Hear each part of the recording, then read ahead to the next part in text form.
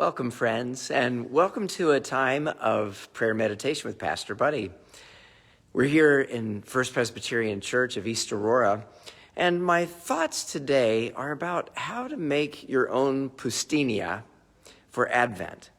You might be asking the question, so what's a Poustinia anyway? Well, let's talk about it. But first, I want to just take you into the sanctuary. It's all ready for our Advent and Christmas season. We're decorated, the pews and the candelabras. At the end of the cross, there's a circle with the wreath. It's a beautiful place. It's a contemplative place. It's a peaceful place. The Christmas tree is ready. We have an Advent wreath with candles. One is burning now from Sunday. I just relit it. It's the candle of hope, the first candle of Advent. We have our creche set, nativity scene.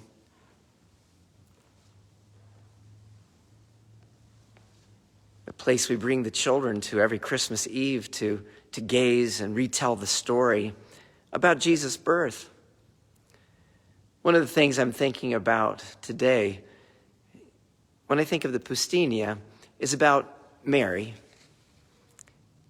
Mary, we read when the shepherds came and told the incredible news that they had of what they had seen and heard from the angels about this Christ who is to be born.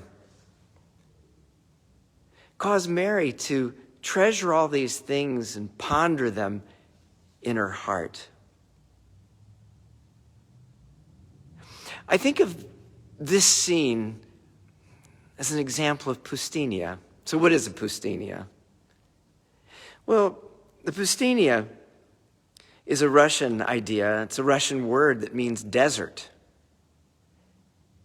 And it came to be in Russian Orthodox tradition a place apart, usually a cabin or a room with a bed, a table, a chair, a cross, and a Bible, a simple place to go and be away from everything else to be with God. It's to go and be like Mary, pondering these things, treasuring them in our hearts, away from all the hubbub of life, all the distractions, and just to sit and be. Here's what Catherine Doherty said in a book that she wrote in 1975 called Poustinia, Christian Spirituality of the East for Western Man. In her book, she says that Poustinia is an entry into the desert, a lonely place, a silent place where one can lift the two arms of prayer and penance to God in atonement, intercession, reparation for one's sins and those of one's brothers and sisters. To go into the Poustinia means to listen to God. It means entering into kenosis, which means the emptying of oneself. The Poustinia can be a place anywhere. It can be in our homes. It can be out in a desert someplace. It can be a room.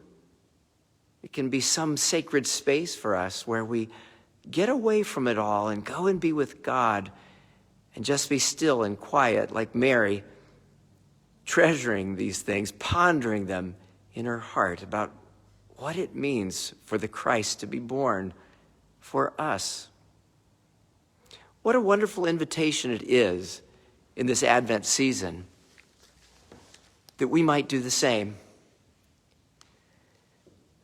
We might have some candles in a place in our home, like an Advent wreath, light the candle, and each morning or whenever we're able to get away to our Poustinia and simply to be with God. I invite you in this Advent season to do just that. to create a Poustinia for yourself, to be quiet, to be still,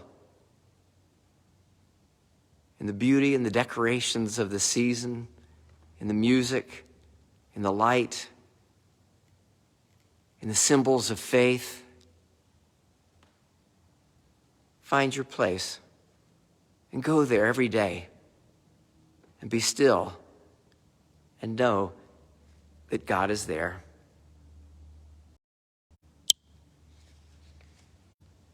I'm glad you tuned in today for these few moments to think about making a Poustinia for ourselves in Advent. It's not easy for anyone, whether you're working or retired, whether with children or without, no matter what your age. It takes discipline. It takes a commitment to go to the desert place and, like Mary, to ponder all these things and treasure them in your hearts. I hope you'll join me in doing that. My Poustinia every morning is the place I renew and become refreshed for every day of my living. And I hope and pray that you will find that for yourself too.